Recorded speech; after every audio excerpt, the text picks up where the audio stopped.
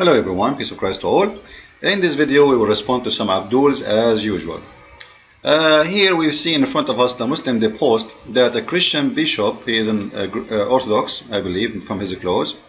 He said that, speaking about a Muslim guy, a Christian woman, she came to him and told him, how come I told the Muslim I'm going to go to the church, and the driver, he's a Muslim, he did not charge me to come to the church, but when I say that to the Christians, they charge me.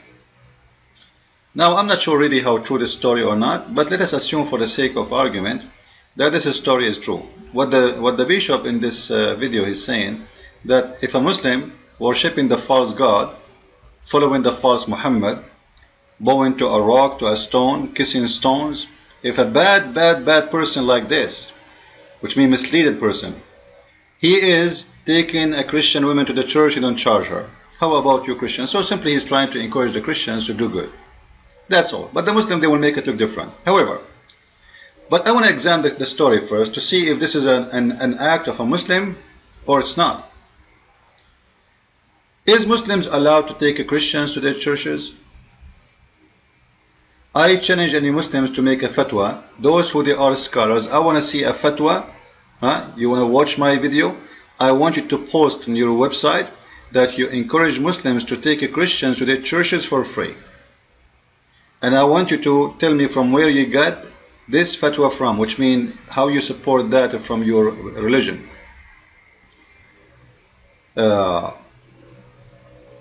First of all, a Muslim is not allowed to donate to non-Muslims.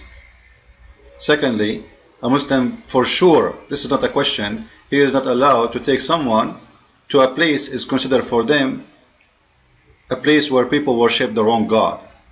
This is impossible for a Muslim to do. So, for the sake of argument, if this guy he did, it's mean he is not a Muslim. His name is Abdul, maybe his name is Muhammad, but doesn't matter. It's mean he do not know Islam and he is not practicing according to Islam. So what does this have to do with Islam? Let us say for the sake of argument, a guy I saw in the street and some Muslims attacked me and he defended me, but he's a Muslim. Is he being a Muslim or he is being a good person? The answer, he is being a good person, not being a Muslim, because a Muslim, he should take the side of his brothers in the best way, in the best way for a Muslim. Maybe he can tell them stop attacking, but not taking my side. A Muslim is not allowed to take my side. Period. He can maybe say to them, this guy did not do anything, let him go, etc. But taking my side, that's impossible, because if you friend with me, you became one of me, which means you became an infidel, you became not Muslim. Chapter 5 verse 51, chapter 3 verse 28, the Quran, all of it, chapter 9 verse 23. As we said many times, you cannot even take your friends and your brothers as people who you support, even if it's your brother from your blood. And this is Quran. So this is not Islam. So Muslims, don't fabricate things and don't come with things that have nothing to do with the truth. Now here we want to talk about something actually have a connection with this, because he's saying the Muslims here, the Muslims saying that Muslims will one day they will take over the world. For me, I see that this is going to be true, and there is many reasons. However, I want to start answering from what Muhammad himself said, because when Muslims they try to spread this all over, it's mean their prophet is a liar, and then I have to agree with them because I know Muhammad is a liar. This is Islam Fatwa website, and this is the Sheikh name, Sheikh Muhammad Salih Al-Munjid. He is answering and he is giving the fatwa, and this is the fatwa number. See, this is a very official website, this is not a kid's website. So what the meaning of the hadith, the Prophet saying that Islam starts as strange and Islam will end strange. So the question is, what does this mean? Islam starts strange and Islam will end strange. Who's saying that? Muhammad saying that. Now you can read the answer from the Muslim Imam. Is saying that in the beginning Islam was a very few in number, and this is how it's going to end at the end of the time. Muslims will be a very few by number. You can read with me here, please.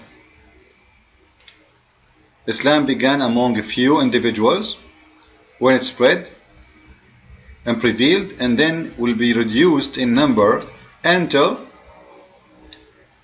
there is only few left.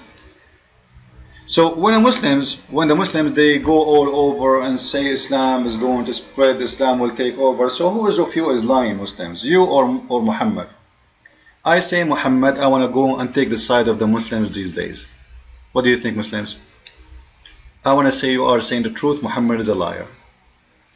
I'm sure now the Muslims they will say shame on you. Don't do that. Don't do that. The Prophet never did say like, come on.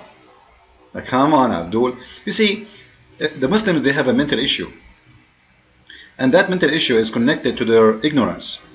Because if a Muslim he know his religion, he will not say what they are saying. Because that will be an insult to their prophet. Like in the other day, the guy with the beard of the goat, I forgot his name, Rashid in the sand, the guy from the Philippines. He is making a video says, I challenge you to bring me one verse from your book saying Jesus he created, when the verse is in his Quran. The idiot isn't, but how it's not his fault, by the way, because the one who was making the challenge, it was Allah. So he was just reciting the Quran and making the challenge which Allah he did, but because he is ignorant, as all Muslims, he never connect the information together, because there is a verse saying that Jesus is creator. And not only that, actually the Quran says that Allah is one of the creators. There is many creators. As we see in chapter 23, verse number 14, Allah is the best of the creators. And here, not only it's a stupid verse, this verse, proving that the one who made the Quran is an ignorant, because first you cannot compare God to anyone else. When you say God is the best of, it means he is one of too. It means he is just, his creation is better, but yet there's many other creation or creators. And as long as the Quran mentioned that Jesus is a creator, and then a Sheikh Abdul, like this guy Rashid, let me get you his picture because I like his beard. As you see him in the picture here, he was asking this poor guy, I feel sorry for him, can you find me a creator? Can you find me Jesus something he created? Can you find me in your book, even in your book?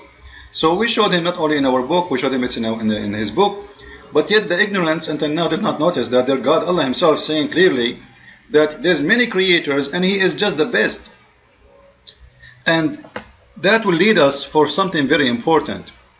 If Allah is the best of the creators, that means not only there's many creators, it's mean Allah is saying he is the best, but what is the guarantee that he can create anything? He just admitted that there is many creators, not only him, and he is saying in the Quran, do you worship the one who create nothing? Okay, what if they worship one of those creators then? So Allah have no problem with it?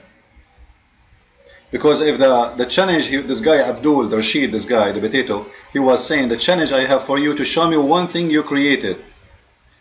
Which is very funny challenge, because we can ask the same question for him. Show us, prove to us that your God created anything. Your prophet never have a miracle. Never, never, zero. The Quran stated that clearly, and I made a video about it many times. So when the Quran says that Allah is the best of the creators, and then different verse says that Jesus, he is a creator too, and then Allah, he says, how you worship someone he create nothing? So Allah is saying, if he exists, that you should worship only a creator, and he should be one of those creators. Can you give us a list of the names? Or this is a mistake in the Quran? Same time, it's very stupid to compare yourself, if you are the Almighty, with anyone. Because it's about the best of creation you have, or it's about you are the only one who can create.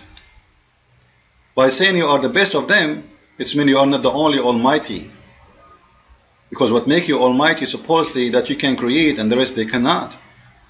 Now some Muslims, they might say to you here, the story here, like a human being created a computer. This is not a creation. Creation in religion is about giving life. Giving life. This is number one creation. And the rest is about making something out of nothing.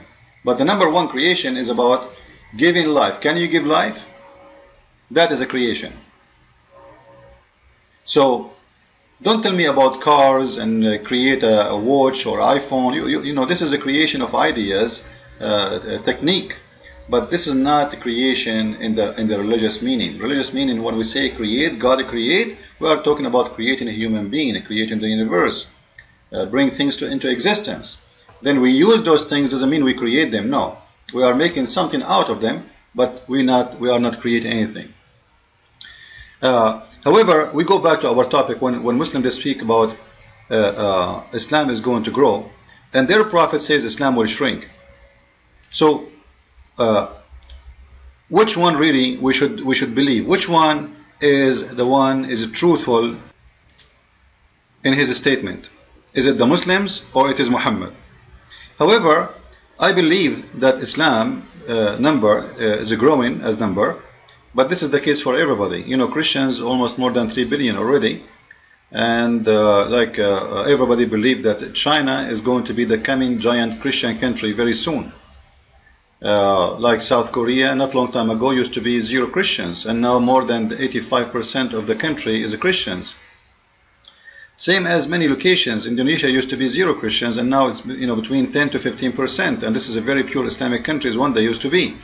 So, and Malaysia actually they make a law says Christians cannot even use the word Allah because this is a word for the name of their God. Why? Because the Malaysians they are really scared of the conversion of Christians to Muslims from Islam to Christianity. But the Muslim they will say to you, there's a lot of people in the West they are converting to Christianity. I don't believe it's a lot. I believe very few, and most of them they leave Islam very fast. And there is actually a conference made in Chicago, I believe, speaking about why most of new convert they leave Islam in maximum of 3 years, simply because they notice that Islam is a false religion and nothing there, and what they've been told it was nothing but a fabrication. However, as you see, your prophet saying that Islam is going to be demolished, but I believe there's more reasons for Islam to be demolished, and one of the reasons is the following. This is a Muslim guy who was captured by ISIS, and he is from the Shia. Now I'm not going to play for you the whole video, because simply later they are going to slaughter him, as always they do. However, you need to know that what Islam established upon is what Islam going to destroyed by. It's the same reason make Islam spread is going to be the same reason make Islam shrink. And count my words, you will see. Right now, actually, according to studies, most of people in Tunisia they are rejecting mosque. They don't want to go to the mosque. They are afraid actually to send their children to the mosque because they will turn into ISIS. And the one is rejecting Islam is Muslims. Like, who is the one who kicked out Morsi and the Muslim Brotherhood from Egypt? Morsi now is going to be sent for execution. Who? It's not the Christians, it's Muslims. And this is the case everywhere. Who is the one really fighting Muslims? It is Muslims. It's not America. You see, the Muslims they always blame the Jews. They blame the American. If you see how many Muslims killed by Muslims and how many Muslims killed by America and the Jews together in the last 200 years, you will see that the one who killed by Muslims killing Muslims is a lot more. We can't even compare. American they never use a chemical weapon to kill Muslims as Saddam Hussein did. But yet you will never see Muslims complain, by the way. You will not find even one Muslim complain. For 2 reasons. First, those are not Arabs. Secondly, they are Muslims. It's okay to kill Muslims. As long as Muslims is killing Muslims, it's fine. You know, when the war in Gaza, millions of Muslims march in the street, Allahu Akbar, the Jews killing Muslims. But Muslims in Gaza today, they are slaughtering each other. Nobody complains. It's okay. No problem.